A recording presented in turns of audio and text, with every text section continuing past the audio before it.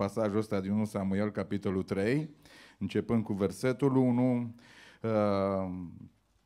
până la versetul 10. Pagina 293. Tânărul Samuel slujea Domnului înaintea lui Eli. Cuvântul Domnului era rar în vremea aceea și vedenile nu erau dese. Tot pe vremea aceea, Eli începea să aibă ochii tulburi și nu mai putea să vadă. El stătea culcat la locul lui, iar candela lui Dumnezeu nu se stinsese încă. Și Samuel era culcat în templul Domnului, unde era chivotul lui Dumnezeu. Atunci Domnul a chemat pe Samuel, el a răspuns, iată-mă. Și a alergat la Eli și a zis, iată-mă căci m-ai chemat. Eli a răspuns, nu te-am chemat, întoarce-te și te culcă. Și s-a dus și s-a culcat. Domnul a chemat din nou pe Samuel și Samuel s-a sculat, s-a dus la Eli și a zis, iată-mă căci m-ai chemat. Eli a răspuns, nu te-am chemat, fiule, întoarce-te și te culcă. Samuel nu cunoștea încă pe Domnul și cuvântul Domnului nu-i fusese încă descoperit. Domnul a chemat din nou pe Samuel pentru a treia oară și Samuel s-a sculat și s-a dus la Eli și a zis, iată-mă căci m-ai chemat. Eli a înțeles că Domnul îl cheamă pe copil și a zis lui Samuel, du-te și te culcă. Și dacă vei mai fi chemat, să spui, vorbește, Doamne, căci robul tău ascultă.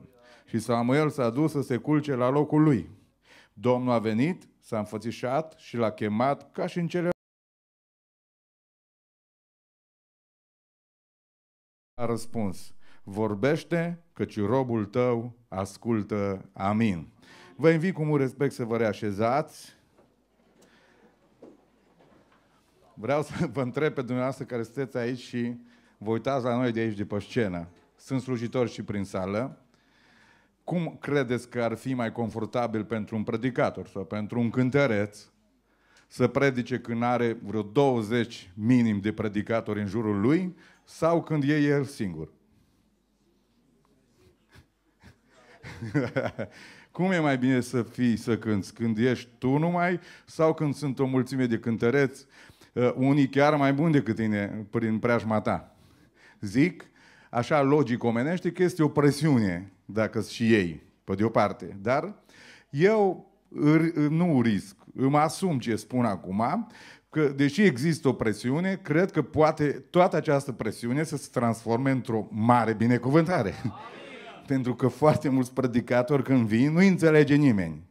Oamenii nu prea înțeleg ce înseamnă predica, ce înseamnă asta. Dar când ai zeci de persoane care înțeleg ce înseamnă predica, care intră în pielea predicatorului și care pur și simplu sunt acolo, cred că poate să devină un avantaj fantastic de mare, pentru că ei se vor ruga pentru mine și cântăreții cântă cu cântărețul și atunci cântărețul ăla chiar poate să zboare. Cred că este o greșeală să facem invers. Mi-aduc aminte de un proverb, pe scaun mi-am adus aminte, de un proverb românesc care nu cred că poate fi aplicat, deși cred că l-am adus câteodată în biserică și chiar uneori s-a dus prea departe, că au zis că două săbii, mai ales dacă sunt mari, noi suntem doi oameni înalți aici, nu mari, două săbii și nu poți să le bagi într-o teacă, nu poți să încapă.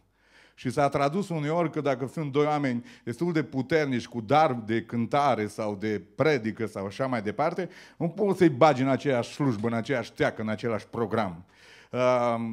Eu contest treaba asta dintr-un raționament simplu. Noi nu suntem săbii. Noi nu suntem săbii. Noi ne dăm impresii că suntem săbii de multe ori și greșim foarte tare. Noi nu suntem săbii, noi încercăm prin Harul lui Dumnezeu să mânuim o sabie. Sabia este El, este cuvântul lui Dumnezeu. Noi încercăm, așa cum, repet, putem să mânuim sabia. Când devenim noi săbii, nu numai că nu încăpem doi într-o teacă, nu încape niciunul, Pentru că există nebunia asta că nu mai poți nici tu pe tine să te duci la un moment dat. Atât de deștept ești, atât de puternic ești, încât tu cu tine ești într-un conflict. Nu mai trebuie al doilea. De aceea niciodată noi nu suntem săbii, noi suntem unelte în mâna lui Dumnezeu, sabia este cuvântul lui Dumnezeu, sabia este adevărul lui Dumnezeu și ne pregătim, ne instruim ca să mânuim acest cuvânt și această sabie cu două tăișuri, care taie și în voi și în noi, dar care este acolo să ne curețe, să ne binecuvânteze, să ne rezidească și să ne facă niște oameni al lui Dumnezeu.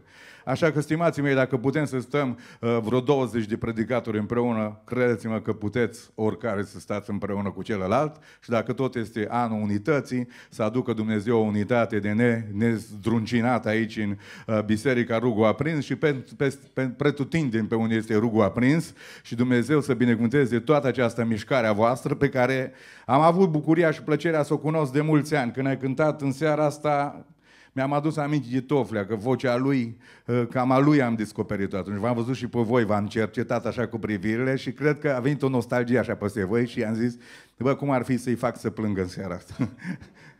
Mi-am adus aminte de Toflea, de biserica aia, care tot timpul avea impresia că intri în ea și nu se mai termină, adică nu mai ajungi la capăt. Știu că mi-am dus un prieten foarte bun, că el a insistat să-l duc, am urcat dealul ăla, zice că e Golgota acolo la voi, atât de greu urcam atunci și acum nu este simplu, pe străduțele alea foarte strâmte și așa mai departe și am urcat pe jos atunci când n-am putut să ajungem cu mașina, că am întârziat și era o mulțime efectiv de neconceput, mai ales pentru timpurile acelea și când l-am dus pe prietenul meu și o intrat printr-o grămădeală că nu puteai să mergi pe coloar, că trebuia să mergi în zigzag, pac, unul se trăgea, unul te împingea, unul... Foarte greu să ajungi în față. Mi-am dat seama că el când a ajuns în față unde eram eu, deja el plângea, deja el s-a pocăit. Deci era pocăit de la intrare și până în față, Dumnezeu l-a atins, tot era în lacrimi. Și am zis, după ce mai predic eu, când el, am să-i aduc pe toți, de mă fac ture perelinași pe aici. Ați avut un timp foarte frumos atunci, acum este diferit, dar Dumnezeu este același și să spunem din toată inima, binecuvântat să fie El acum, amin, acum și în vecii vecilor. M-am tot frământat, vă dați seama, ce să predic și am vrut să o țin și în contextul acestei sărbători care o să o avem, despre chemare, despre slujire, să nu rupem lucrurile, ci să le ducem așa într-o direcție în care numai El, țesătorul, poate să facă o ispravă ca asta și vreau să am câteva cuvinte din partea Domnului pentru dumneavoastră. Poate să fie o predică de pocăință, da, de redescoperire a unei valori fantastice, 100%. Poate să fie o predică de trezire efectivă a unor persoane, mai multe, mai puține, care nu au reușit încă să înțeleagă și trăiesc într-o anumită inconștiență pozitivă, dar ireală. Putem să scăpăm dintr-o confuzie care are legătură cu religiozitatea noastră, cu care ne-am învățat foarte mult și foarte tare, încât suntem capabili uneori să ne rugăm, în același timp să manevrăm telefon și multe lucruri. Asta înseamnă o religiozitate și nu o închinare, pentru că nu poți să umbli cu lucruri să te și rogi atunci și să ai pretenția că te aude Dumnezeu. Și sunt, cred că, multe care s-au lipit de noi, putem, cred că, să ne dezlipim de ele în seara asta și mai ales sabia asta care poate tăia și care este cuvântul lui Dumnezeu, ne poate dezlipi de noi multe lucruri care nu sunt bune. Și să spunem din toată inima, lucrează Doamne, mă duc înspre o realitate care, deși pare banală când o spui, adică banală în sensul că am auzit foarte des de fraza asta și de realitatea asta, este cea care poate să țină o relație, că acum sunt și la sărbătoarea noastră, care poate să țină relațiile noastre pe orizontală în picioare și mai ales relația pe verticale. Pentru că noi avem tot felul de percepții, unii despre alții. La faptul că mă știți pe mine de atâția ani, știți cum mă știți? Că m-ați văzut, cei mai mulți dintre voi. M-ați văzut, m-ați auzit, m-ați salutat.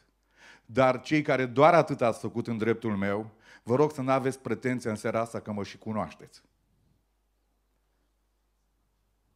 Nici eu nu am pretenția că vă cunosc. Am o percepție despre voi, am amintiri, am fost, ne-am văzut, m-ați văzut, dar cunoașterea depășește percepția asta. Și asta este, de fapt, zona care vreau să o atacăm în seara asta. Ca să mă cunoașteți pe mine cu adevărat, eu trebuie să mă opresc din predică, că eu predic și prezint pe altcineva. Și să vă povestesc despre mine până mâine dimineață. Ar fi o etapă al cunoașterii mele cu voi. Să vă spun despre slăbiciunile mele.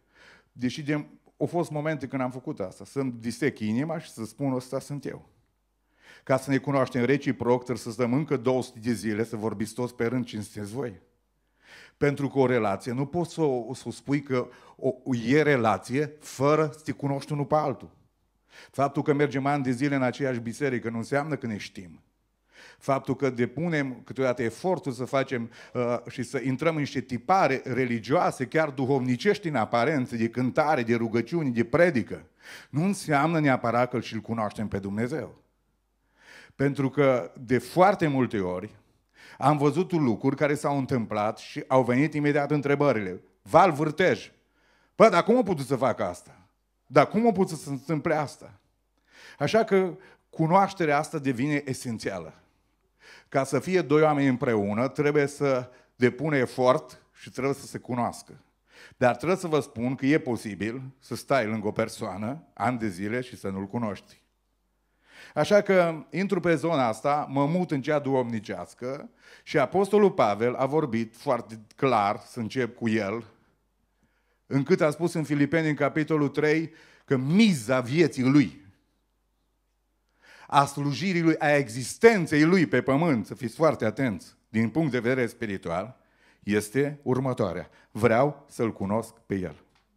Și a spus, pentru harul nespus de mare al cunoașterii Lui, toată religia mea care m-a învățat-o, că la asta se referea, și tot ce am fost eu și am studiat până azi, toate le socotesc, spuneți după mine, ca un gunoi.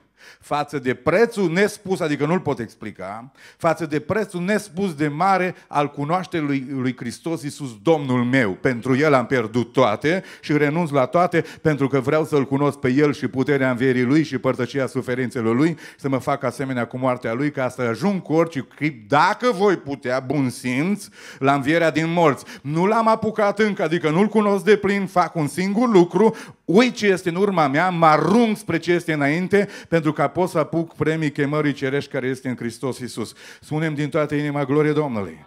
Deci cunoașterea Lui a devenit miza vieții Lui. Intru în celălalt apostol foarte cunoscut de noi, care câteodată le și confundăm, au aproape aceeași gândire, așa toți Sfinții lui Dumnezeu seamănă unii cu alții. Și Petru spune în a doua epistolă, în capitolul 1, zice, harul și pacea să vă fie înmulțite prin cunoașterea lui Iisus Hristos, Domnul meu. Apoi zice, dumnezeiasca lui putere ne-a dat tot ce înseamnă viața și evlavia prin cunoașterea lui Hristos Iisus. Deodată cunoașterea devine o miză pentru ambii apostoli. Pentru noi, am câteva întrebări în seara asta, pe care câteva le-am și atacat aici și vreau să vă întreb. Poți să fii dat lui Dumnezeu de maică ta după ce te-ai născut, că a promis asta, Ana. Și să fii dat lui, exact cum scrie în Biblie aici. Versetul 28, capitolul 1. De aceea a spus Ana, i-am promis Domnului asta și vreau pe copilul ăsta să-l dau Domnului. Vreau să-l dau toată viața lui să fie dat Domnului. Se poate să dai un copil Domnului și copilul ăsta încă să nu cunoască pe Dumnezeu la un anumit timp? Poți acest copil, după spusele preotul Eli, să fie mulțumesc că l-ați împrumutat lui Dumnezeu, versetul 20 din capitolul 2. Eli a binecuvântat pe Elcana și pe nevasta sa și a zis, să dea Domnul să ai copii din femeia aceasta ca să înlocuiască pe cel care l-a împrumutat ea Domnului. Adică mama s-a împrumutat un copil lui Dumnezeu. I l-a dat și el îi spune, gestul tău îl numesc altfel. O mamă care și-a împrumutat copilul lui Dumnezeu și aș vrea să rostesc o binecuvântare a spuselii peste casa asta, peste o femeie care mulți ani a cerut un copil și a zis, vreau ca Dumnezeu să vă dea alți copii în locul acestui copil care voi l-ați împrumutat lui Dumnezeu. Mare gest. Și totuși, Versetul 7 din textul citit spune: Samuel nu cunoștea încă pe Domnul și cuvântul Domnului nu-i fusese încă descoperit. Cu toată această fază foarte importantă. Fac o paranteză aici. Dumneavoastră știți câți oameni din biserică merg așa printr-o moștenire religioasă și duhovnicească. Zice, mama s-a rugat, am fost dus la binecuvântare. Vreți să vă spun câți au ajuns să fie golani? Pentru că ei au crezut că dacă i-a dus maică-sa la binecuvântare, eu însumi auzind predici, spuse chiar de predicatori care au spus, bă, dacă ai fost dus la binecuvântare, nu te lasă Dumnezeu. Te lasă. Nici măcar poate nu l-ai întâlnit cu adevărat. Faptul că te-au dus cu părinții la binecuvântare este un lucru excepțional. Faptul că te-au dat lui Dumnezeu, faptul că ați avut parte sau aveți parte din niște părinți grozavi, să îl lăudați pe Dumnezeu din toată inima voastră. Și eu am avut. Dar nu este totul. Nu este totul. Faptul că vă duceți copiii la biserică, faptul că vă rugați pentru ei e foarte important, dar nu este totul. Trebuie să vă rugați. Vă spun eu, un pastor aici care am și eu copii și cu nevastă mea. Trebuie să vă rugați.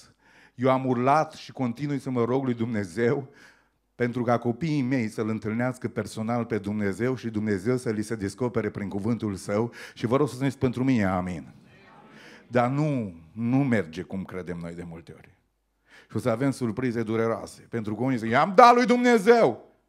Și dacă i-ai dat lui Dumnezeu, ce? E tot? Nu e tot. Merg mai departe. L-au dat pe copil, copilul a crescut, în fiecare an a dus o haină, a fost interesat de el, totul este în regulă. Asta o duc ca și o oglindă și în ce privește noreașii din biserică. Bă, e bine până la un punct.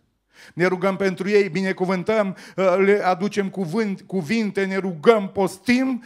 Dacă dumneavoastră nu vă întâlniți cu Dumnezeu cel adevărat, dacă voi nu-L descoperiți personal, s-ar putea să ne uzăm vocile, o facem cu drag, s-ar putea să depunem efortul, să ne muiem cămășile, s-ar putea să facem foarte multe eforturi, an de an, săptămână de săptămână, pe nivelul vostru, studii biblice, stăruință, aia. Și văd în ultimii ani, cu tot efortul acesta, foarte mulți din adunări merg din punct de vedere spiritual și duhovnicesc exact invers. Haideți să vorbim deschis în seara asta. Spiritualitatea și nivelul pocăinței în ultimii 10 ani o scăzut printre noi. Și trebuie să ne întrebăm de ce. Ce s-a întâmplat? Pentru că la un moment dat se pune preț doar pe lider, uitați-vă la mine, doar pe predicator, doar pe ăla, doar pe părinți, doar pe mama, doar pe tata, dar pe relația lui personală care înseamnă efort, pentru că tu poți să spui, îl știu pe fratele Gabi, nu-l știi. Ca să-l știi pe fratele Gabi, trebuie să stai cu mine săptămâni, luni, să povestim, să discutăm, să vă spun, să mă vezi în diferite ipostaze, nu doar la amvon. La amvon mă vezi aici plin de har și de putere. Trebuie să mă vezi când mă întâlnește cineva în intersecție, nevastă ar putea să spună de asta. Trebuie să mă întâlnești când îmi bate unul la poartă și îmi bate capul. Ca să mă cunoști pe mine, trebuie să petrești timp cu mine și asta înseamnă un efort pe care tu trebuie să-l dai. Timpul tău trebuie să ți-l dai ca să-l cunoști pe Gabi Zăgrean. Și nu faceți asta, pentru că n-aveți vreme să stați cu mine și poate că nici eu nu vreau să stau cu voi, că nici eu n-am timp. Dar noi am mutat chestiunea asta și cu Dumnezeu îl întâlnim din când la biserică. S-a rugat pastorul pentru noi, s-a rugat tata, s-a rugat mama, zbânci afară din biserică când dintr-o dată suntem alții. Pentru că problema este că poți să ai asemenea binecuvântări în preajma ta și să nu-L cunoști. Mare atenție! Că înșelarea aici este cu Dumnezeu dramatică. În familie sunt dureri, în casă sunt dureri, dar aici este una dramatică care poate să aibă legătură cu eternitatea noastră. Știți ce mă rog? Duhul Sfânt să ne vorbească în această seară. Mă duc în punctul 3. Nu numai că părinții au investit. L-au dat la templu și a treia întrebare, să poate să dormi în templu lui Dumnezeu, să locuiești acolo și să nu cunoști vocea proprietarului? Hei, sunteți aici? De ani de zile la biserică, cunoaștem vocea lui? Să dormi lângă Dumnezeu, că El dormea lângă chivot, să dormi lângă El. Să te culci în fiecare seară lângă chivot, acolo era prezența lui Dumnezeu. Și să nu-L cunoști pe Cel care este în chivot. Să poate asta și eu vă răspund, mi-am scris aici peste tot. Da, da, da, da. Pentru că una din surprizele pe care le avem este și în viața asta de zi cu zi. Știți că noi am spus proverbul ăsta, zice, bă, nu știi ce crești. Pentru că la un moment dat s-ar putea copiii noștri să facă niște nezbâtii încât să spunem, bă, eu n-am crescut așa ceva.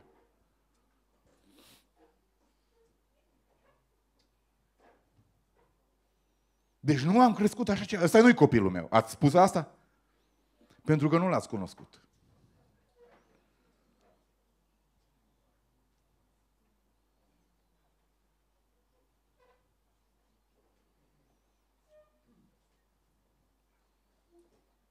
Pentru că dacă el tot mănâncă la masa ta și la masa mea, tu nu știi ce e în mintea lui.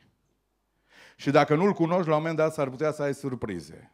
Așa este și cu soții și cu soția, s-ar putea să stai cu un om în casă și să nu știi cine este. Pentru că tu îl vezi într-un fel și este exact în alt fel. Noi am avut surprize atât de mult că am stat lângă oameni ani de zile și n-am știut exact cine sunt. N-am știut cine sunt. Zilele trecute am avut o discuție cu un coleg și ne-a spus, bă, nu ne-a trecut prin cap că de fapt ăsta tot timpul a fost așa. Un șmecher.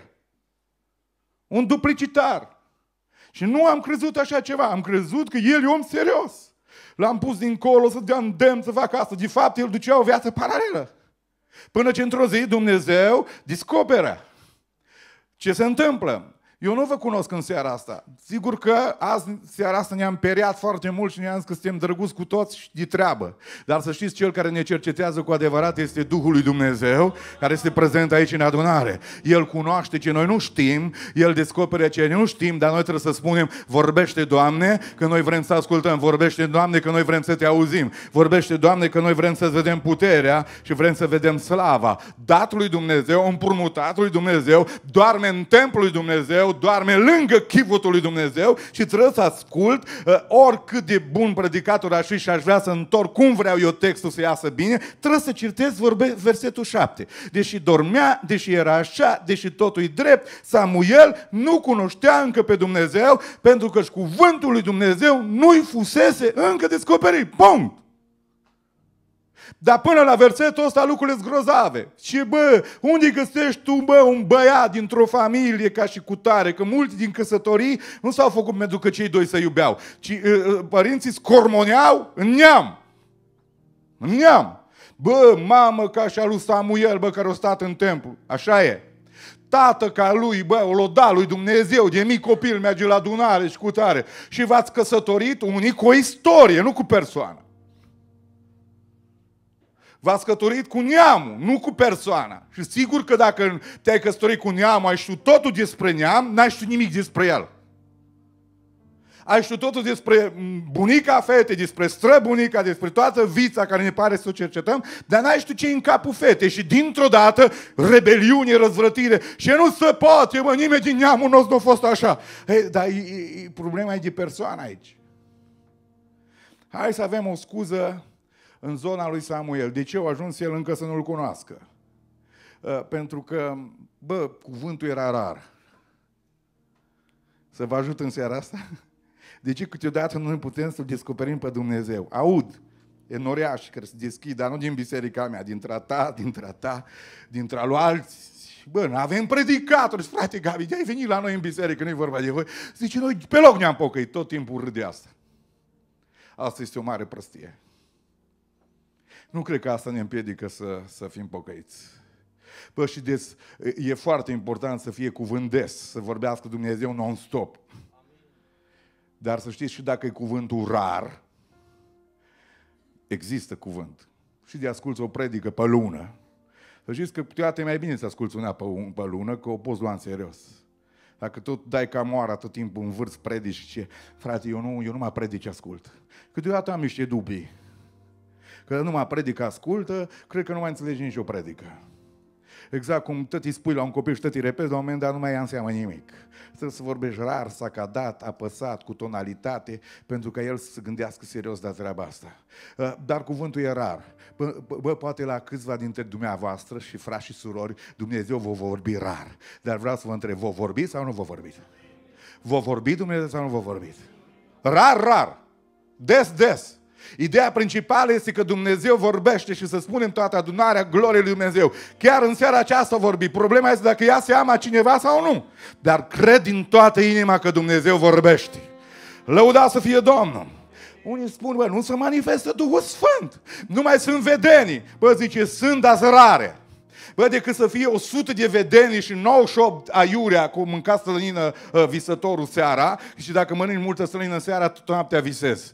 Și unii cred că burțele sunt prea pline și noaptea au tot felul de vedeni. Și frate Gabi, am văzut o vedenie, să vedea că vedeau niște păsări, zic mai concret, să vedea o lumină, să vedea un întuneric, să vedea, bă, tot în alb și în negru, în lumină și în negru și în asta. Dragii mei, vreau să vă spun, ne dorim să fie vedenii de la Dumnezeu, să fie nu rare, să fie dese, Dumnezeu să-și reveleze puterea. Vedeniile erau rare, dar erau vedenii. Ca eu să mă predau lui Dumnezeu și să punesc pe drumul ăsta predicii, n-am avut nevoie de 100 de prorocii, am avut nevoie de una clară matematică și am zis, Doamne, mă rup de toată lumea asta, de toată perspectiva mea, de tot ce sunt eu și merg pe mâna Ta. De acolo până azi Dumnezeu m-a încurajat, dar definitoriu odată mi-a vorbit Dumnezeu. De câte ori trebuie să-ți vorbească Dumnezeu ca să te rupi de un păcat sau de altul, de bârfă sau de alta? Bă, ți-o vorbi Dumnezeu clar în slăbiciunile tale? Întreb încă o dată biserica. V-a vorbit Dumnezeu clar în slăbiciunile dumneavoastră? Ne-a vorbit Dumnezeu clar că vrem să ne pocăim? Ne-a vorbit Dumnezeu că trebuie să ne schimbăm? Am spus de atâtea ori când am ieșit din biserică, astăzi ne-a vorbit Dumnezeu, astăzi ne-a atins Dumnezeu, astăzi ne-a atins Duhul Sfânt, astăzi și noi am rămas aceiași de ani de zile. Ne-a spus Dumnezeu vreodată să nu fim răi? Ne-a spus Dumnezeu vreodată să nu fim invidioși? Ne-a spus Dumnezeu vreodată să iubim? V-a spus Dumnezeu vreodată să iertați după cum o iertat Hristos biserica? Și noi rămânem în condare mândri, aroganți, cu superioritate, ne uităm peste umăr. Dumnezeu este în adunare în seara asta.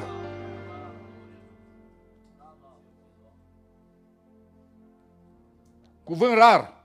Asta este problema. Nu e asta problema. Chiar e mai bine dacă e rar. Repet încă o dată, ții minte. Când ți-o da cineva odată o mâncare bună, o ții minte un an de zile. Când ți-o dă zilnic, nu mai știi care o fost bună, care o fost rea. Când s-a vorbit Domnul printr-o vedenie dumnezească, când printr-un profet, printr-un cuvânt al său, ții minte toată viața, te electrizează și îți aduce aminte și ne-a vorbit Dumnezeu. De curând am trăit o experiență asta, ne-a vorbit Dumnezeu prin dumneata acum 8 ani, eu nu mai știu nimic, el ține minte de 8 ani. Știți de ce? Că i-a vorbit Dumnezeu. Cuvântul era rar, vedeniile erau dese și au zis, bă, putem sta în templu aici în biserică că vrei, că ei îți de vină că noi nu suntem cum trebuie, ei îți de vină că noi nu-L auzim pe Dumnezeu. Hai să ne mai gândim. Să poate să fim biserică, să poate să dormi în templul proprietarul și să nu-L cunoști încă pe Dumnezeu și să nu fie descoperiție personal, nu așa că la grămadă, că așa te batem în palme, ridicăm mâinile sau stăm cu minți în alte biserici, depinde de zona de manifestare, dar oare Îl cunoaștem noi cu adevărat pe Dumnezeu? Și dacă nu, Duhul Sfânt să ne atingă în seara asta. Duhul Sfânt să ne vorbească în seara asta.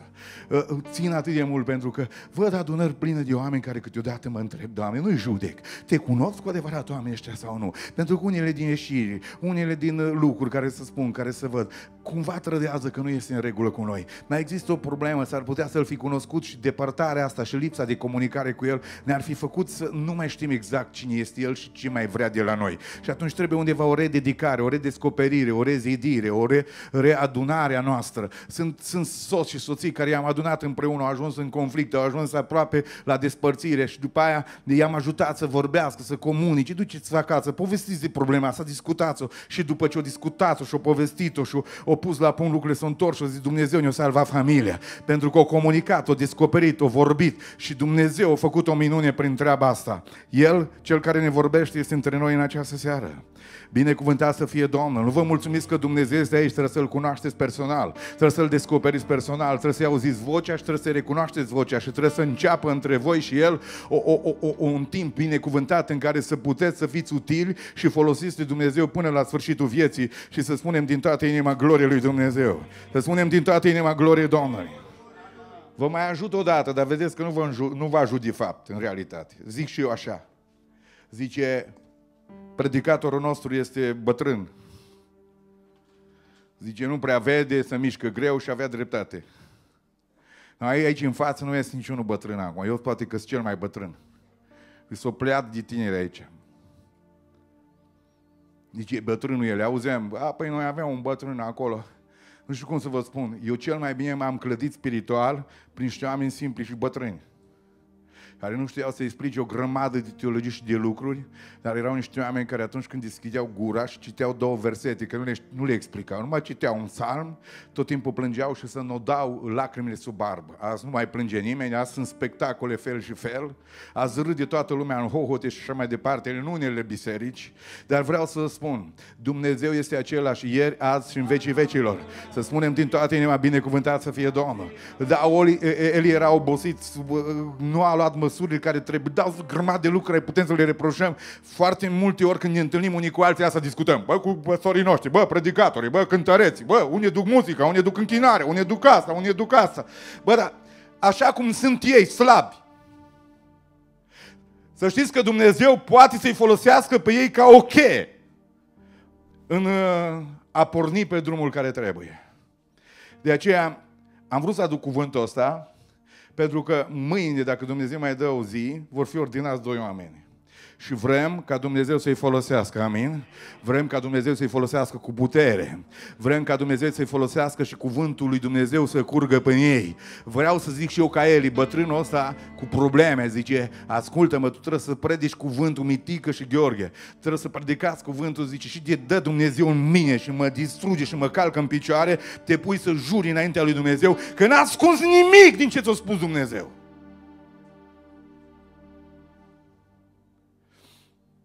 Și nu i-a fost una, că a zis Dumnezeu, Samuel, acum îți vorbești și o să-ți dau un cuvânt că se vor șoca toți oamenii. Să vă pregătiți pentru asta. Viața de slujire nu înseamnă tot timpul lauri și flori.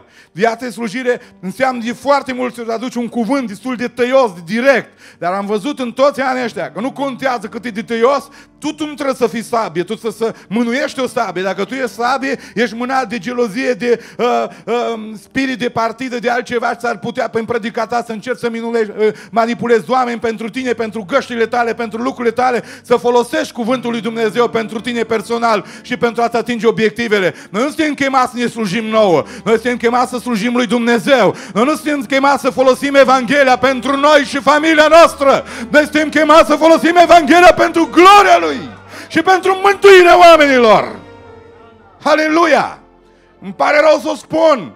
Sunt oameni care folosesc Evanghelia pentru scopuri personale, pentru ca să-ți țină locul lor. Cu cât a fost Eli de bătrân și de obosit și de plin de compromis, o zis, Samuel, așa ceva în veci.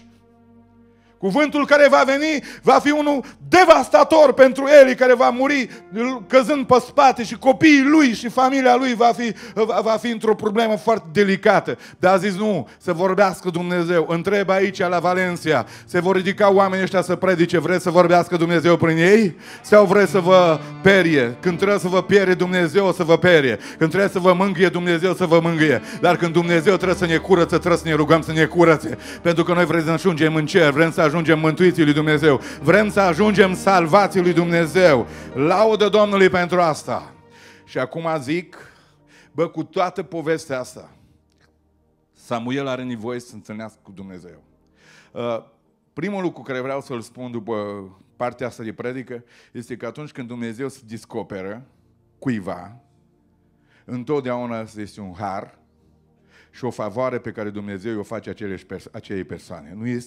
Nu este rezultatul eforturilor tale, nu este rezultatul eforturilor mele, nu este rezultatul faptului că, într-adevăr, părinții și biserica își dorește. Când Dumnezeu ți se descopere ție personal, e o favoare și un har pe care Dumnezeu ți-l face, este cadoul lui Dumnezeu pentru tine. Dacă nu l-ai întâlnit personal pe Dumnezeu, chiar dacă ești în templu, chiar dacă faci o grămadă de lucruri, chiar dacă părinții, chiar dacă, mă rog în această seară, nu știu cui vorbește Dumnezeu, dacă nu l-ai întâlnit pe Dumnezeu și adevărat, te rog să-L întâlnești în această seară.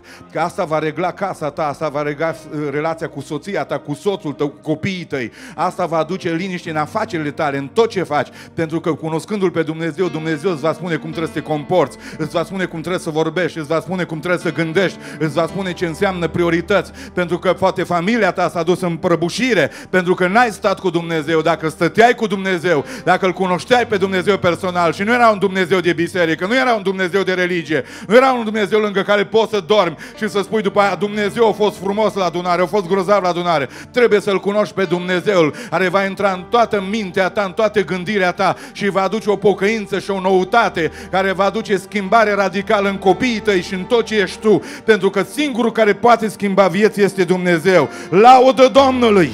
Pentru că ce se întâmplă dacă nu-L cunoști pe Dumnezeu? Spun, tu auzi și nu știi cine vorbește. Și acum am spus mai devreme, cred că Dumnezeu ne-a vorbit tuturor. Mai întreb o dată, credeți că ne-a vorbit Dumnezeu? Și de fiecare dată l-am confundat cu altcineva. Ăsta este primul obstacol a faptului că nu-L cunoști personal. Samuele! Samuele! Dacă vorbesc aici la frații mei din Toflea, zic Gheorghe, Vasile, vă nimeresc pe 80%. La suror nu prea știu numele vostru. Dar oricine ar fi, aici în seara asta, Dumnezeu vorbește. Și ce-a făcut Samuel? O reacționat și a mers. Pentru că el era singurul care era în templu. Eli, că de mai era altcineva, era încurcat și m-ai chemat. Nu te-am chemat. Pentru că atunci când vorbește Dumnezeu, dacă nu-L cunoști într-un mod personal, tu îl interpretezi că a vorbit fratele Gabi. Bă, fratele Gabi a vorbit bine, a vorbit în regulă, reacționează, asta e un lucru bun și el a reacționat. Ne plac și nouă pastorilor și predicatorilor bisericile care reacționează, care spun amin, care spun aleluia și de foarte multe ori și noi predicatorii, că ce să facem mai mult? Ne mulțumim cu voi că reacționați. Bă, o biserică caldă, să te duci, frate Gabi, că toți amin și aleluia. Bă, și pentru voi cântăreți e important dacă ei cântă. V-am auzit de atâtea ori, ne-a zis, cântă cu mine, dar nu înseamnă că ei și cunosc pe aia pe care îl cântă. Pentru că ei cântă, că voi cântați bine. Ei reacționează pentru că noi spunem niște lucruri serioase și vrem să spunem cele mai serioase lucruri. Și de fiecare dată Duhul Dumnezeu să fie peste toți cântăreții și peste toți predicatorii. Dar reacția nu înseamnă că oamenii au priceput cine a vorbit în seara aia. Din cauza asta nu se schimba mulți. O zis, o vorbi fratele Gabi, fratele Tite Aron, fratele Radu, fratele Vasile, fratele Andrei, fratele Florin, fratele Cutare. Bă, niște predicatori adevărați. Când vorbim despre Dumnezeu, tot timpul vorbim cu niște nume de oameni. Vorbim despre biserici, biserica lui Cutare. Până la un punct zici, bă, ca să ne putem relaționa unii la alții. Numai că noi nu trebuie să-i aducem pe oameni la biserica noastră. Noi trebuie să-i aducem pe oameni la Hristos. Aleluia! Noi nu trebuie să-i încolonăm în spatele unui predicator să vedem câte like-uri are, câți membri are, ce fel de oameni au. Discutam cu cineva, la mine sunt numai doctori, numai oameni deștepți, numai oamenii asta. Am gândit, bă, dar proștii și oameni de la țară unde-s? Ăștia după Iisus.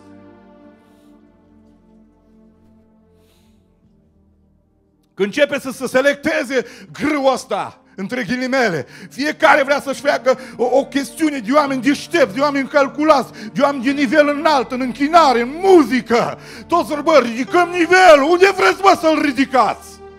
Păi să nu mai înțeleagă Maria și Ion și țăranul și ciobanul și omul cu porcul și omul cu măgarul și omul care umblă pe stradă. Să nu mai înțeleagă nimic, bă. Ăștia să meargă unde vor, mă. Că noi punem nivel înalt. Noi ridicăm nivelul la predică încât o parte să se ducă acasă, mă, să nu înțeleagă nimic. Să vină numai așa selecți, mă. Când s-au uitat toți la noi să ne aplaude. Dar noi nu vrem să facem cluburi selecte. Noi vrem să-L aducem pe Hristos în adunare. Săracilor li se propovăduiește Evanghelia. Ioan e descumpănit, Eli. Zice, mergeți, spune învățătorului vostru, șchiopii umblă. Mi-e dor de bisericile astea. Șchiopii umblă, orbi văd. Și săracilor îi se vestește Evanghelia. Lasă-mă, ce săraci! Nu-i vorba de săraci, e vorba de săraci ăștia intelectuali, nu-i vorba de săraci ăștia fizic. Nu ne trebuie săraci viță. Toflea, voi nu erați aici în seara asta dacă Dumnezeu gândea ca teologii vremii, dar Dumnezeu v-a iubit. Hristos v-a iubit, aleluia! Și Hristos m-a iubit și pe mine, că îi spuneam cuiva asta. Bă, nu e nicio diferență între mine și voi, mă. Că am spus nu de mult în Beclean, am predicat. Când m-a chemat Dumnezeu și mi-a vorbit prin Duhul Sfânt, aveam 9 ani. Și și eram într-o sobă cu lemne acolo. Era tata și erau șosetele puse pe niște lemne la uscat la sobă. Toți stăteam într-o cameră. Era, cu mirosele care erau, cu lumea care era, cu sărăcia care era, fără apă în casă, cu spălat în lighean. Suntem aproape să ne întoarcem acolo, dar în camera mea mică, Duhul Sfânt a coborât și mi-a vorbit că mă va lua în mâna Lui într-o zi. Sunt aici azi, după atâția ani, și vă spun, Hristos e viu! Dumnezeu este viu! Mentalitățile care vin pe piață lovesc în Dumnezeu, lovesc în adevărul lui Dumnezeu, lovesc în fiecare dintre noi. Doamne, salvează-ne, Doamne! Doamne, vrem să te vedem pe tine în adunare. Vedem o grămadă de oameni, vedem o grămadă de predicatori, vedem o grămadă de teleevangeliști. Nu știe nimeni cum să ne ocupe spațiul nostru. Unii încearcă pe variante și nu mergem, mă, că aici e aglomerat. Pe zona asta a liberalilor sunt mulți acum. Mergem pe zona conservatorilor. Le spunem, bă, că nu-i voie cu barbă. Le spunem că nu-i voie cu perciuni, mă. Le spunem, bă, că asta e pocăința adevărată. Și câștigă mințile oamenilor, mă întreb, și la liberali și la conservatori. Bă, câți din liderii ăștia care vor să cucerească audiența, nu să-L prezinte pe Hristos? Câți din oamenii el l-au întâlnit pe Dumnezeu? Câți din oamenii el văd pe Dumnezeu în adunare? Câți din oamenii el văd pe Dumnezeu vorbind în adunare? Și câți văd oamenii? Să țineți minte că aici în text chiar a vorbit Dumnezeu. Dar să știți că mulți din adunările astea nici nu măcar nu vorbește Dumnezeu. Numai că audiența nu-L recunosc pe Dumnezeu. Dar nici măcar nu vorbește Dumnezeu. Dar eu vă spun de un risc în care poate vorbi Dumnezeu în adunare și voi să credeți că e predicatorul. Voi să credeți că sunt cântăreți. Lasă-vă și cu Oprea și cu Tincă și cu ala. Noi și ne chinuim să ne vedem. Hai să o zicem și pe asta. Eli dormea, dar noi nu dormim, noi suntem treajați. Îți spun ăștia la Facebook, vrei să-ți crești audiența? 25 de lei de roni pe lună, îți crește audiența. Mi-a zis cineva, mi-a trimis, uite bă cât are ăla în fața ta. Ce să fac, mă? Hai să fac și eu ceva. Să fac niște nebunii. Și trebuie să fii activ în fiecare zi. Te duci, te pozezi în creangă, în copac, pe sub copac, zici niște maxime interesante. Bă, nu mai știu. Uneori sunt bulversat, uneori zic, bă, să ne folosim de toate canalele. Am ajuns și eu să mă încurc pe mine însumi. Să nu mai știu ce vreau, dar în adâncul meu știu ce vreau. Îl iubesc pe Iisus, îl iubesc pe Dumnezeu și n-aș mai face un pas să vin nu până la voi. N-aș face un pas până la prima localitate, la ieșire din Beclean, pentru ca să fiu evidențiat eu și nu Hristos. Până dacă oamenii mă percep pe mine, eu ce pot să fac? Dacă eram eu în locul Eli, care l-acuzăm de că e bătrân, că e slăbănoc, zice, m-ai chemat, stai aici și dragul Badi să-ți arăt eu cum e cu viața. Ăsta l-a trimis să culce. Știți ce l-a trimis? Ador pe Eli pe zona asta. Și tu te culcă-te. Pentru că eu nu vreau să fii numai ucenicul meu. Tu te culcă-te. Pentru că revelația nu e a mea. Eu nu pot să te îndumnezeesc pe tine. Mi-am notat aici, trebuie să zic asta. Mi-am subliniat, nu mi-am subliniat cu Gabi, cu galben, dar am subliniat asta. Sfatul 1 de la Eli. Și Dumnezeu se descoperă prin har, într-un mod natural, persoanelor care El vrea să se descopere. Dragii mei, am văzut lideri care au îndumnezeit, forțat audiența. Seara asta vă îndumnezeim. Cu orice preț. Trecem peste voi, nu ești liber? Ce-ai cu tine? Scutură-l! Fiica mea a fost pe mâna unui gen de, să mă ierte Dumnezeu, de lider de genul ăsta. Gabriela, dragă lui tati, și eu venit acasă, tati m-am speriat, era stăruință. O venit unul la mine și m-a scuturat, ce stai și bleagă? Dați drumul, ce păcate ai? Și el a vrut să îndumnezească el fata în seara aia. Să rămână el în istorie că pe fiica lui Gabi Zăgrean, el i-a dat Duhul Sfânt în seara aia. Bă, toată povestea asta lor nu dura mult, că umblau din loc în loc. Nu vreau să dau denumire aici, umblau din loc în loc, nu vreau să supăr pe nimeni. Dar nu accept așa ceva. Păi bă, fraților, eu cu nevastă mea că e aici, n-am reușit să ne îndumnezeim copiii. Am vrut. Ce, voi nu vreți? Nu vreți să-L băgați pe Dumnezeu în capul lor? Ba da. Vă spun, faliment al meu. La băiat, Sara are 15 ani acum, au apărut niște vânturi așa prin mintea ei cu ceva timp în urmă, au văzut soția, am văzut și eu, Și am zis, bă, ce se întâmplă? Diavolul, lumea asta e pe urmele ei exact ca și pe a noastră, nu e nicio diferență. Dar, bă, când a atins-o Dumnezeu într-un loc în care nu ne-am gândit, când a început să o îndumnezească El și când a fost o seară de mărturie și treia oameni maturi să ia cuvântul, aici este nevastă mea de față, o ieșit dintre rânduri Sara, poate o știți, blonda aia, o ieșit direct în față, o pus mâna pe microfon și a zis, eu am stresat părinții mei și le-am testat răbdarea și am luat-o în direcții greșite. Dumnezeu s-a atins de mine zilele astea, Dumnezeu este în viața mea, Dumnezeu să fie lăudat! El a realizat că deși i-l-a dat maică sa împrumut Domnului, nu-l poate băga pe Dumnezeu în Samuel.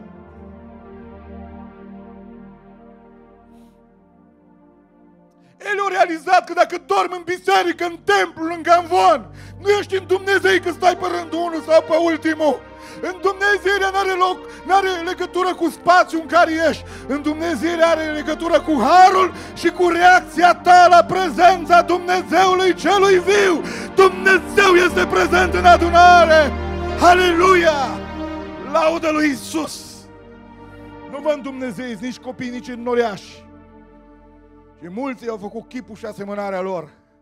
Dar noi trebuie să facem chipul și asemănarea noastră, noi trebuie să facem chipul și asemănarea lui Dumnezeu. Apostolul Pavel zice, mă rog, până va lua Hristos chipul în voi. Cine e în bisericile noastre? Chipul și asemănarea Lui. E adevărat, influențăm oamenii, dar trebuie să influențăm înspre Dumnezeu, să-L cunoască pe Dumnezeu. Aleluia! Glorie Domnului! Nu vă îndumnezeiți copiii, nu îndumnezeiți biserica, pentru că n-aveți cum. Cunoașterea forțată întotdeauna este nebiblică și neproductivă. Dragostea și iubirile forțate i-au obligat oamenii să iubească pe Dumnezeu. Trebuie să-L iubești pe Dumnezeu, dar nu simt nimic. Cum nu simți? O să te ajut eu să simți. Zi după mine 100 de cuvinte până să bâlbâie limba în gură. Aleluia! Nu jignesc pe nimeni, dar nu așa se face. În Dumnezeieri de genul ăsta au ținut 6 luni. O ținut un an. Și au zis, a fost botezat cu Duhul Sfânt, nu-i sigur. A fost nu știu cum, a fost nu știu cum. Lăsați copiii ăștia să se întâlnească cu Dumnezeu. Rugați-vă lui Dumnezeu, postiți, vorbiți și să vorbească Dumnezeu prin voi, dar momentul descoperirii lui Dumnezeu și descoperirii noastre a lui Dumnezeu ca mântuitor personal aparține pentru totdeauna și pentru totdeauna harului și dragostei lui Dumnezeu. Să spunem glorie Domnului! Dumnezeu l-a ales pe Pavel din pânticii lui maică sa. O fost predat lui Dumnezeu, dar au făcut o grămadă de nebunii. Până în ziua când Dumnezeu a zis, Pavel, stop. Eu sunt Domnul pe care tu îl prigonești. Și i s-a descoperit drumul Damascului. Viața lui a luat o întorsătură și până a fost decapitat în ultima zi, a avut o singură iubire pe planeta asta. Și un singur dor l-a animat, să-L cunosc pe El și puterea Lui. Să-L fac de cunoscut pe El oamenilor. Așa a trăit și așa a murit. Pentru că El s-a întâlnit nu cu o religie, El nu s-a întâlnit cu o grupare, El nu s-a întâlnit cu niște lideri, El s-a întâlnit cu Iisus Hristos și Iisus Hristos să fie înălțat în adunare, să-L propovăduiți pe Iisus, să-L iubiți pe Iisus, să-L prezentați pe Iisus pentru că oamenii să-L poată auzi pe Iisus. Încă o dată spun din toată inima, amin. Dumnezeu cred că va vorbi de multe ori. Problema e că l-ați confundat, cei mai tineri, l-ați confundat pe Dumnezeu cu maică-ta, dar Dumnezeu vorbea. L-ați confundat cu taică-tu, Dumnezeu vorbea la un moment dat. L-ați confundat cu păstorii voștri, Dumnezeu vorbea. Dar nu vă putem obliga să credeți că Dumnezeu vorbește în seara asta. Chiar și în timp ce predic eu aici, sau vorbi fratele Titi sau fratele Radu, nu putem să vă obligăm să credeți că a vorbit Dumnezeu în seara asta. Dar vă pot întreba, credeți că a vorbit Dumnezeu în seara asta? Credeți că vorbește Dumnezeu în seara asta? Atunci ar fi bine să ascultați.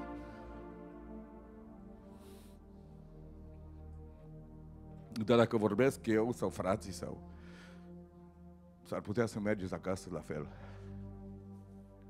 Eli a zis, primul sfat, te culcă, pentru că eu nu pot să produc în dumnezeiri. O venit a doua oară și a zis, m-ai chemat, nu te-am chemat, du-te și te culcă. S-a întâmplat și a treia oară. Până să mă uit ultima dată acum pe textul ăsta, mi-am dat seama că cred că am predicat că a treia oară să descoperi Dumnezeu, a patra oară să descoperi Dumnezeu. De 3 ori a venit. Și după ce au venit de 3 ori, când a venit a 4-a oară, abia atunci Eli a realizat că de fapt crede că îi vorbește Dumnezeu. Aici este un punct foarte frumos care leg de ce am spus atunci. Ce ați face dumneavoastră dacă ați crede că băiatul lui dumneavoastră sau cuiva din biserică i-a vorbit Dumnezeu? Realizez, a treia oară realizez, bă, la copilul ăsta, la băiatul ăsta, la tânărul ăsta, la persoana asta îi vorbește Dumnezeu. Ce ați spune? Nu e așa că avem de fiecare dată așa o chestie de și ceva, te duci în cameră, te pui în genunchi, stai cu capul plecat, că-i Dumnezeu. Bă, fraților, îl ador pe Eli cu răsat naturalul în picioare. Și-o zis și a patra, du-te și te culcă. Și-o zis o frază adorabilă. O zis, dacă. Fraților, nu puteți să-L băgați pe Dumnezeu. Noi am ajuns numai că să manipulăm oamenii. Noi am început să credem că îl putem manipula și pe Dumnezeu. Pe oamenii am dat peste capote pe mulți. Uite, bă, duce la biserică ăla. Pentru ce te duci la biserică ăla? Tu nu știi cine merge la biserică aia.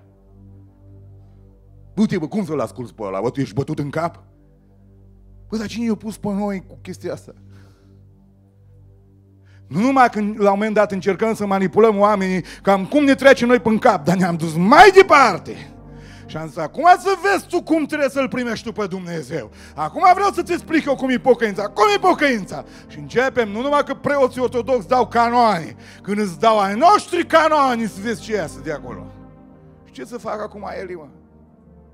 Spiritualitatea asta uneori de la noi, la Dumnezeu nu există spiritualitate excesivă, dar spiritualitatea de la noi înspre oameni excesivă pe care o punem, cum Hristos a condamnat, a zis, puneți pe spatele oamenilor greutăți pe care voi nici cu un deget nu le împingeți. Du-te și postește, du-te și te roagă, stai în post, stai 3 zile, fă asta, fă asta, fă asta, că e Dumnezeu în prejurul tău, bă, să nu te lovească Dumnezeu cumva. Și eu zis, Eli, te duci, te culci înapoi. Puteți să stai în genunchi, o realiza că îi vorbește. Bă, dacă vorbește Dumnezeu, să stai speriat. Deci modul ăsta al nostru de a inventa niște momente spirituale, glorioase, nenaturale, wow, au făcut pe oameni să le trăiască fals, ca după aia să golească viața de conținut. Așa am făcut în biserică și în afara ei. Umblând pe rețelele astea, sigur că văd multe. Și văd tot felul de lideri, nu știu dacă se numesc de fiecare dată predicatori, care zic, bă, în biserică, nu interesează niciodată afară. Nu interesează unde se uită bărbații când sunt pe stradă, când sunt cu telefonul în mână, nu interesează unde se uită tinerii care stau 100 de ore în cameră cu telefonul, nu interesează. În biserică să fie trași toți prin el. Nu de mult o zis cineva, și acum să facem un concert, că-s prea slabe surorile. Bă, să le băgăm la îngrășat, iertați-mă toate surorile, până vine concertul. Că arătați prea bine, trebuie să facem să arătați prost, ca să rămânem noi bărbați în viață. Dacă asta ne ține pe noi în viață, că femeile ne arată bine, sunteți pierduți de la un cap la altul. Pe noi ne ține în viață Iisus Hristos, puterea Lui, mărturia care o avem și dumnealor trebuie să aibă grijă atât. Dar noi nu pe asta ne bazăm. Nu ne izolăm în munți ca să fim cu Hristos. Noi rămânem în lume pentru că Hristos este în inimile noastre. Să spunem din toată inima amin, deși nu vreți să spuneți. Nu vreți să spuneți, da?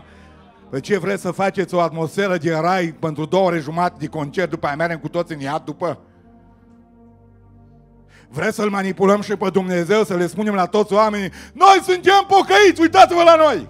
Dar ei s-au uitat la tine săptămâna trecută, când bărbatul tău e om de afaceri, când tu ești asta, el s-a uitat la tine când ești angajat și ai înjurat, s-a uitat la tine când nu ți-ai mai putut stăpâni nervii, s-a uitat la tine când te-ai jucat fotbal, s-a uitat la tine dincolo, Ce să le explicăm noi în 3 ore că noi suntem sfinți, din creștet până în tălpi? Ce să le explicăm noi că suntem cei mai tari oameni în discurs, în cântare, în slujbă, în închinare, în atmosferă, când ei nu se uită niciodată la asta prima dată. Să uită în viața ta, în viața mea, în viața noastră tuturor, pe stradă, la serviciu, în mașină. Să spunem din toată inima, glorie Domnului! Avem nevoie de reformă 100%! Du-te și te culcă, pentru că dacă Dumnezeu vrea să mai vină odată la tine, vine, dar nu-i sigur. Pentru că nu eu provoc venirea lui Dumnezeu. Cel care hotărăște dacă mai vine și a 4 ore este Dumnezeu. Dar dacă mai vine odată, dorm bine, pentru că un somn nu-L poate împiedica pe Dumnezeu să nu ți se descopere. Să spunem din toată inima gloria lui Dumnezeu. A fi treaz nu înseamnă să nu dormi. Zice, dormeam, spuneți textul ăsta că știți. Până stăm treji, că bem cafea și cola seara. Stăm treji până pe la 3 noaptea. Voi aveți obiceiul să stați până la 4 jumate. Mai întreb, la cât ai culcat? Mitică, până și până la 6. Dar asta e că se întâlnește cu prietenii și vorbesc, dar nu înseamnă că se veghem. Noi nu dormim noaptea, că veghem. Bă, dormiți liniștiți noaptea. Oamenii care dorm liniștiți noaptea, ca și Petru, că rețese cineva lucrurile în seara asta, nu? Petru dormea liniștit pentru că știa că altcineva este pe tron și lucrează și veghează. Și acesta este Iisus Hristos, Fiul lui Dumnezeu. Noi dormim de stres, de tulburare, de nebunii, de prostii. Dar nu înseamnă că veghem. Omul care veghează culcă seara și eu mă culc și adorm în pace. Că numai Tu, Doamne, îmi dai liniște de plină locuința mea. Când mă trezesc, sunt tot cu Tine, Doamne. Vine răpirea, plec cu Domnul, aleluia. Plec cu Domnul, aleluia. Așa că sfatul lui el i-a zis, comportă-te într-un mod natural, fii un om normal, că harul ți-l dă Dumnezeu. Nu forța nota, cum spunea un gânditor, zice, nu bate niciodată un cui pătrat într-o gaură rotundă. Nu forța nota niciodată. Nu încercați să forțați nota, nu încercați să le băgați pe Dumnezeu cu forța în pruncii voștri, că unii au încercat și au pierdut pentru totdeauna. Lăsați că Dumnezeu să descopere natural. Zice Samuel, cred că îți vorbește Dumnezeu, dar nu spun asta. Deci culcă-te. Și dacă mai vine Dumnezeu a 4-a oară, nu știu de câte ori va vorbi Dumnezeu vouă. Nu știu de câte ori mi-a vorbit mie, dar dacă mai vine odată, dacă ai mai venit încă o dată în seara asta, dacă mai vine odată, nu-l mai vom confunda cu Gabi, cu Florin, cu Andrei, cu Radu, cu Titi, nu-l mai confunda cu sora prorociță care săraca, Duhul Sfânt vorbește de ani de zile cu ea, prin ea, nu mai îl confunda cu cutare, nu mai îl confunda cu nimeni. Dacă mai vine odată Dumnezeu în viața ta, nu sigur dacă mai vine, că harul nu-l dăm noi, predica nu o dăm noi, puterea nu o dăm noi. Noi suntem niște persoane, cum s-a spus în seara asta de Titi, Domnul prin el, are nici cum putem vorbi, noi nu știm să vorbim, noi nu știm cum să stăm în picioare, nu știm să construim o predică. Mă întreabă și nevastă, tu ne poți să ai ureșul ăla de vorbire, câteodată te împiedici când vorbești cu mine în al treilea cuvânt. Te emoționezi cu ăla, cum poți să vorbești? N-am nicio explicație dragă, numai una singură, Duhul Sfânt! Duhul lui Dumnezeu este în adunare. Și a zis, Eli, dacă îți mai vorbește a 4-a oară, atunci să zici, vorbești, Doamne, căci robul Tău ascult. Dumnezeu să fie lăudat și înălțat în adunare. Dumnezeu să binecuvânteze toată adunarea. O, laudă Ție, Doamne! Ești prezent aici în adunare și vreau să închei predica în această seară și să-ți spun, nu trebuie să stai treaz toată noaptea ca să-L auzi pe Dumnezeu și de fapt te culci și tot nu L-ai auzit. Trebuie să fie inima trează. Trebuie să fie mintea trează. Și de dormi, urechea ta poate să audă. Urechea aia spirituală aude vocea lui Dumnezeu. Întreb în adunare pe toți care sunteți aici în mod direct în seara asta. L-ai auzit tu pe Dumnezeu într-un merg personal? Sunt convins că l-ai auzit. Dar tot timpul l-ai confundat cu cineva, cu ceva. Ai zis, prea rar vorbește Dumnezeu. Prea rare sunt vedenile. Nu-mi place de lideri, nu-mi place de Eli. Nu-mi place de familia lui, nu-mi place de neamul lui, nu-mi place de copiii lui, nu-mi place de adunare, nu-mi place de templu, nu-mi place nici de chivot, că e o ladă acolo, nu mai îmi place nimic. Și totuși Dumnezeu în dragostea lui ți-a vorbit în toți anii ăștia. Dacă ești aici în seara asta, Dumnezeu a zis, încă o dată vorbesc. Este a 4-a oară pentru Samuel, este a nu știu câte oară pentru noi. Mă mai întreb cât har mai are Dumnezeu, câtă răbdare mai are Dumnezeu, câtă dragoste mai are Dumnezeu. Nu-i învrednicia ta, nu intra mea, e harul lui, e favoarea lui. Dacă îți mai vorbește Dumnezeu, Samuel, a 4-a oară, te rog un singur lucru, să reacționezi și să nu mai vii la mine acum. Au venit ucenicii lui Ioan și eu zis, învățătorile, avem o problemă. Care? Și falimentăm. De ce? Și ucenicii tăi și colegii noștri să duc toți după Iisus. Ăsta e cel mai fericit faliment al nostru ca învățători, ca oamenii care se simpatizează să ducă toți după Iisus. Zic, Doamne, că știu că toți colegii mei din spatele meu își doresc asta, să falimentăm toți predicatorii, toți prorocii, toți cântăreții, să vă pierdeți toți fanii și eu și voi și toți să se ducă după Iisus. Și după ei merge și noi în spate, așa să fim siguri că nu se întorc.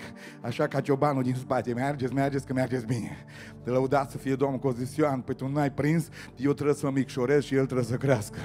El este cel care a fost înaintea mea. Eu nu sunt vrednic să-i duc cureaua încălțăminte. Apostolul Pavel a zis, am auzit că vă place de mine, de Apollo, de Petru. Și știți ceva? Am fost răstigniți noi, am murit pe cruce, nu, Hristos a murit. Așa că nu vreau să știu între voi pe altcineva decât pe Iisus Hristos și pe El răstignit. Să spunem din toată inima, glorificat să fie Domnul, glorificat să fie Domnul! Și pentru că sunteți mulți tineri aici, vă rog să nu creșteți strâmb.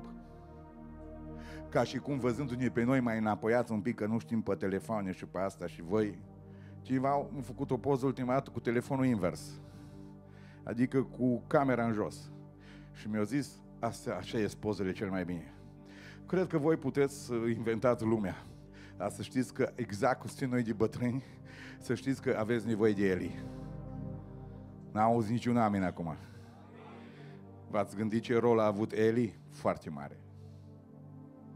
Și respectul lui Samuel pentru bătrân. De fiecare dată când nu au vocea s-a dus la el. Ai nevoie de cineva să te inițieze, ai nevoie de cineva să te învețe, ai nevoie de cineva să te conducă la Dumnezeu. Văd infatuarea asta acestor mai tineri acum, care vin și pur și simplu noi suntem un fel de mingi, care mai existăm pe terenul ăsta de sport. Și când trag niște șuturi, nu mai vrei să vezi pe nimeni niciodată. Și aduc mingea lor, e ultimul răgnet și joacă ei meciul lor. Să știți că s-ar putea să aveți probleme mari. Cel care ne-a țesut împreună este Iisus Hristos, Fiul lui Dumnezeu. De aceea Dumnezeu să binecuvânteze toți tinerii care sunt aici în biserică și întotdeauna să nu o luați înaintea nici a lui Dumnezeu și nici a oamenilor lui Dumnezeu. Un lucru care îl laud și îl apreciez fantastic la Samuel este că a reacționat la fiecare chemare, a fost interesat de fiecare strigă, de fiecare predică, de fiecare prorocie, de fiecare vedenie, de fiecare cuvânt și a mers de fiecare dată la Eli să spună ce-i cu treaba asta. Și Eli și-a dat cu părerea de fiecare dată. Cu lucrarea asta între generații va aduce binecuvântarea în templu și îl va aduce pe Dumnezeu în biserică, va aduce puterea lui și va aduce cuvântul lui, va aduce prorocia adevărată și în adunare se vor ridica Samueli, oamenii lui Dumnezeu care vor fi vestiți în lung și în lat, că va ajunge toată generația să-l cunoască pe acest băiat, că el este prorocul lui Dumnezeu și va fi unul dintre cei mai mari, dacă nu cel mai mare proroc al lui Israel din toate vremurile. De acolo cred că aici în adunare sunt oamenii lui Dumnezeu, cred că deja i-a ridicat pe o parte, Dumnezeu să-i ducă până la capăt, Dumnezeu să aibă grijă de noi și Dumnezeu să binecuvânteze toată adunarea și să spunem toată adunarea amin. Să știți, închei cu ce am început. S-ar putea să mă știți, să mă fi auzit, dar ca să mă cunoașteți e o altă poveste. S-ar putea să-L știți pe Dumnezeu, să-L fi auzit mai rar, mai des, foarte rar, foarte des, să-L fi confundat cu una cu alta, să vă placă, să vă fie drag, dar să-L cunoașteți personal, e o altă poveste pe care Duhul lui Dumnezeu a vrut să ne aducă în actualitate în seara asta. Și mă rog, ieșind de aici din biserică, toți să avem un început, o continuare. Poate am avut un început, l-am oprit. Că știți că dacă nu te întâlnești foarte des cu o persoană, nu mai știi nimic despre ea. Și dacă ai avut harul să te întâlnești după un timp cu ea, s-ar putea să ai o altă percepție și să spui, bă, nu mai e ăla care l-am știut eu atunci.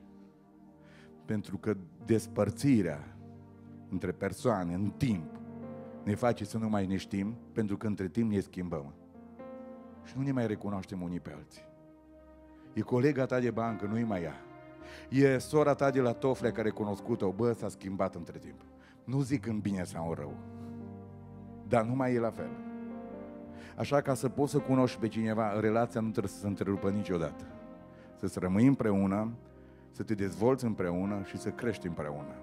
Ca să putem să-L cunoaștem pe Dumnezeu, trebuie să-L întâlnim, să stăm cu El mult timp, să dezvoltăm relația asta, să creștem în ea și Dumnezeu își va arăta puterea și gloria. În rest, vom fi un templu, vom fi oameni, vor fi predicatori, va fi religie, va fi frumos, va fi grozav, va fi real, va fi adevărat, dar s-ar putea perdantul să fie în biserică aici. Să dormi lângă chivot, să stai aici, să-L auzi pe Dumnezeu, dar să nu-L recunoști niciodată. A fost un verset care s-a scris aici. Samuel nu-L cunoștea pe Dumnezeu, pentru că Dumnezeu nu i s-a descoperit încă. Dar este un alt verset aici care îi scrie așa. Samuele, Samuele. El a răspuns, vorbește, Doamne, robul tău ascultă. Și povestea vieții lui s-a schimbat radical. De aceea Duhul Sfânt să binecuvânteze toată adunarea. Eu închei aici, doresc să rămânem în Harul lui Dumnezeu și fie ca seara aceasta, la provocarea care cred că frații o vor face de final, să putem să spunem, Doamne, suntem aici să ne predăm Ție și suntem aici să plecăm acasă să spunem, Hristos este Domnul nostru. Noi predicatori vor spune tot la fel, Hristos este Domnul nostru. Vom ieși din selecțiile astea în care ne-a vorbit Dumnezeu și ne vom lipi inima de El, pentru că vreau să vă spun în final, pentru că vă iubesc din toată inima. Vă iubesc din toată inima, credeți asta? Și vreau să vă spun așa, pun ochelarii ca să pot vorbi. Vreau să vă spun așa, să știți că este o vreme foarte grea, din punct de vedere nu a războiului, nu a pandemiei, din punct de vedere a atitudinilor și a ceea ce suntem noi, a caracterului nostru și a ceea ce suntem ca persoane, mai ales când nu ne vede nimeni. O vreme foarte complicată, foarte riscantă, și cel care a vorbit în seara asta este Duhul lui Dumnezeu, să fiți convinși de asta, și cred că trebuie să facem ceva ca să fim acolo unde trebuie, că nu-i mai mare năcaz decât să fi stat o viață în biserică ani de zile. Să auzi, să vezi, să cânți, să reacționezi și să nu fi fost niciodată legat de Cel care te poate ține azi, mâine și în veci. Și acesta este Iisus Hristos, Fiul lui Dumnezeu. Asta este o problemă care trebuie să vă gândiți zi și noapte la ea. Că toată durerea lui Dumnezeu din Vechiul Testament se mișcă pe predica din această seară. Boul își cunoaște ieslea. Dar poporul meu nu mă cunoaște. Profetul Ieremia, poporul meu este nebun, nu mă cunoaște. Au început să întrebe oameni despre mine care nu mă cunosc. Iar poporul meu își întoarce spatele, caut un om, dar nu găsesc pe nimeni. Domnul vorbește când într-un fel și când în altul. Problema cea mai gravă a poporului de atunci este următorul răspuns, care mă face să tremur, care m-a făcut să țin predica din seara asta.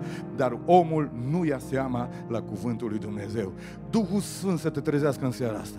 Nu-mi pasă de ce reacție ai de predica mea. Îmi pasă să te întâlnești cu Dumnezeu. Îmi pasă în timp ce eu stau acolo și noi stăm ca Eli, voi să spuneți toți, vorbește-mi, Doamne, vorbește-mi, Doamne, vorbește-mi, Doamne!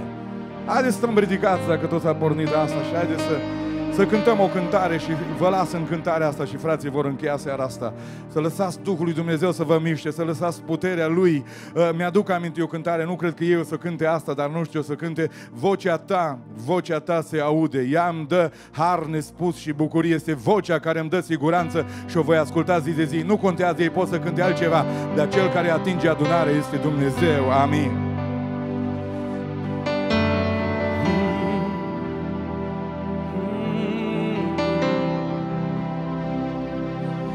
Să întâlnesc pe Domnul meu când am nevoie, pe genunchi în rugăciune îl voi chema. El prin Duhul Său cel Sfânt îmi va răspunde, iar oricând vocea Lui voi asculta. Vocea Lui se aude, ea îmi dă har de plin și bucurii.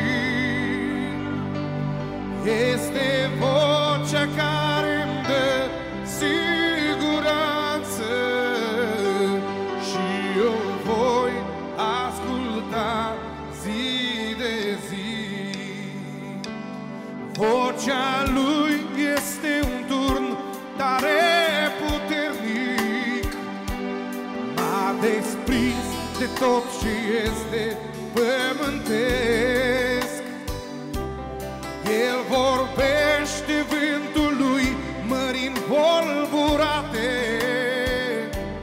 când aud vocea Lui mă liniștesc. Vocea Lui se aude,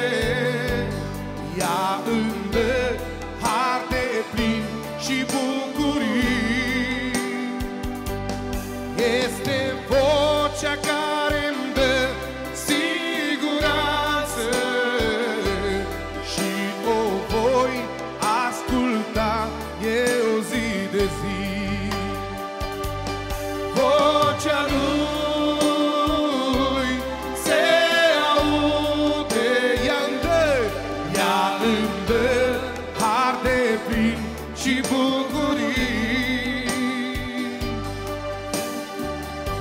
Cea care îmi dă siguranță și eu voi asculta zi de zi. Când El vorbește, vântul se clatină, marea ascultă.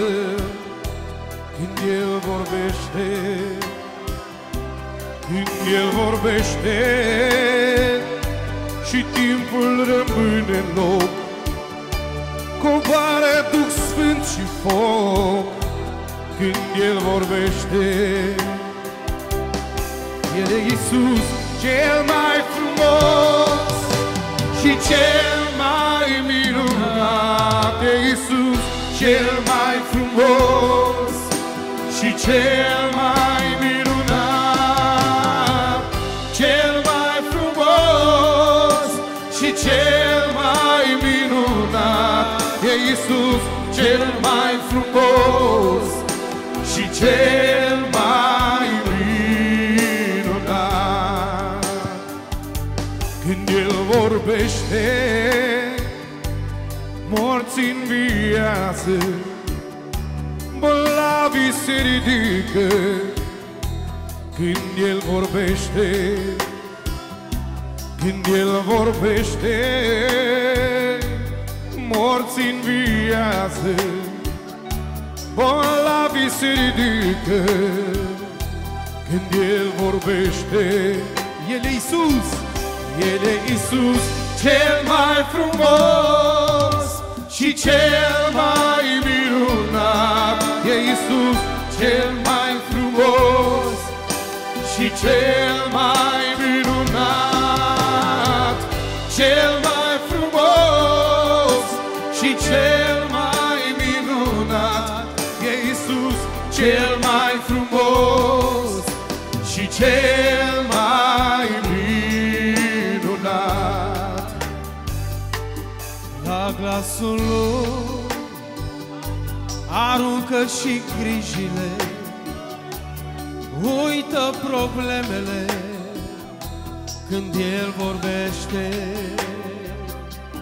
la glasul Lui pășește pe mare, și-n furtună și-n soare, așa vorbește El.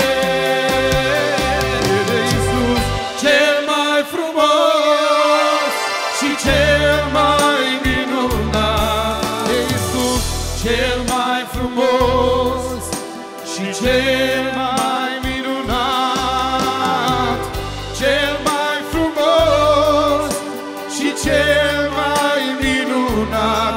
E Iisus cel mai frumos și cel mai minunat. Doamne, cât de mare ești! Doamne, cât de mare ești! Doamne, cât de mare ești, Iisuse, Doamne! Doamne, cât de mare ești și cât ne iubești. Doamne, cât de mare ești.